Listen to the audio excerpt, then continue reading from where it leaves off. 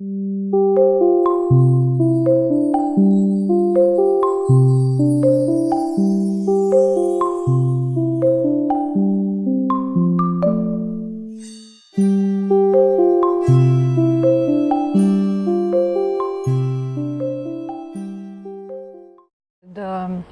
increased interest about ayahuasca in our culture definitely influenced the ayahuasca itself as a plant, and it's sometimes you need to go deeper and deeper to the jungle to find it growing in natural environment. But now, at least for a few years, there are also cultivated.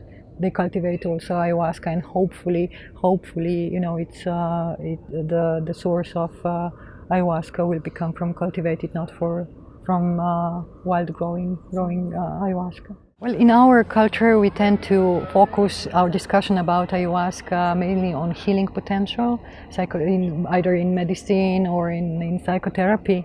But we usually tend to forget the pressing issue of indigenous people that actually, I quote, discovered ayahuasca, developed the knowledge.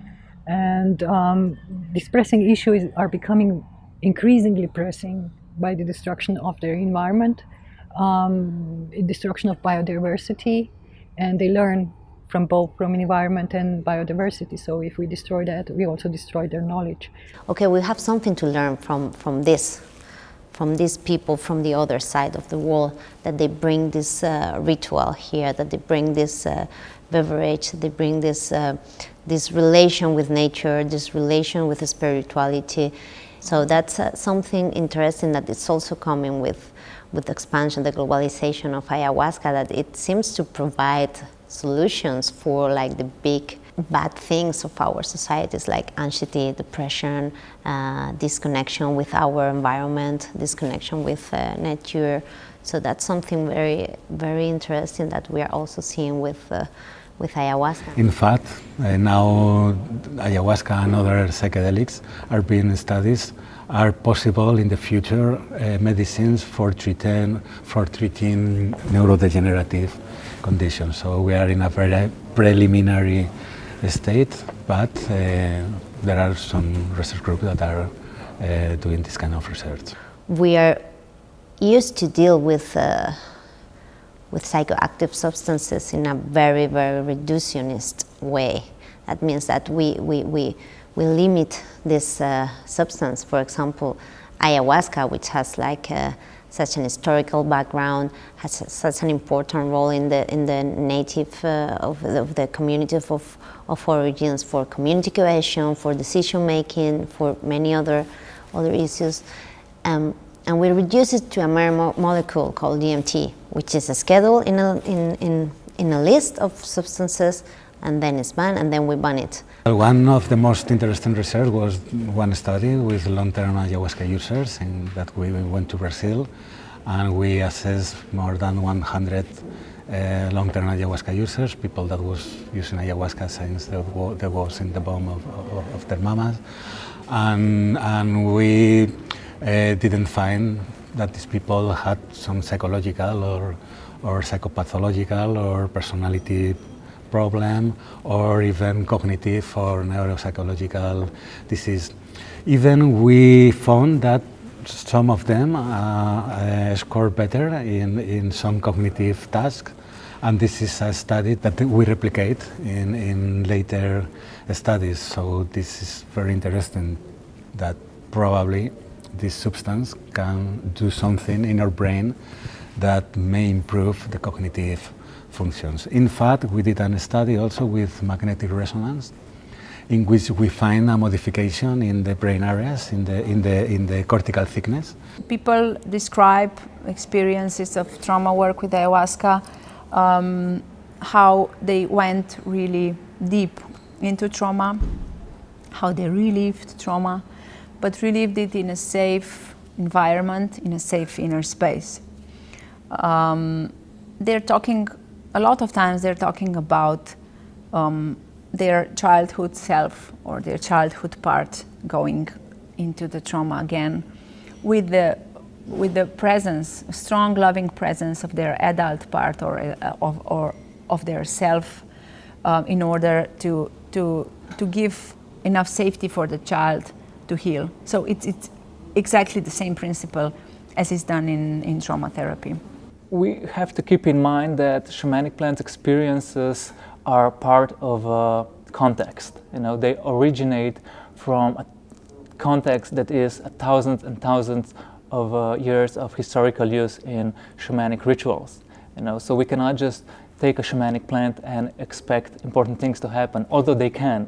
You know, so this is so-called set and setting. It's really important how shamanic plants are used, in what kind of a context, who is guiding the experience, how the experience is supported, how people are prepared for it, what type of integration is offered, you know. So it's important to keep in mind the entire process of the shamanic plants use. And only if we keep that in mind can we structure it in a way that it's profoundly healing. They use a variety of plants. So from the psychoactive ones, it's tobacco, which is used totally different as we use it as smoking, as cigarettes. They use it as an offering to the fire, so you don't even consume it. You put it to fire to ask for something or to say thank you for something. They use cannabis, which is, they refer to it as Santa Maria, which is used exclusively in rituals. It's social. That was one thing that struck me as well. My first Santa Maria session was we are sitting in a circle in front of the fire. We are smoking it in silence. So it is a social gathering, it is a social happening, but totally different as we do it here, where we switch on the TV, we talk to our friends, we smoke the joint. We don't pay attention to it. Drugs from Europe are especially things that originate in antique. The Homer already described the two plants, Kirkeja, it's mandrake, like medlišček in Slovenian language. And on the other hand, Moli, when Ulysses, with the help of Hermes, succeeded to rescue his sailors and dechant them from pigs back to humans. And that's Peganum harmala that grows practically all around the Mediterranean. On the other hand, we have centuries of our Slovenian and European tradition also of certain plants, which were in the West, in the contrast of the third world, where they're embraced, demonized because of the Inquisition. Here I see the problem going back, and I would really like to see some NGO maybe, or some funds, some attempts to regain the respect, to revive our cultural, natural treasury of usage of these substances.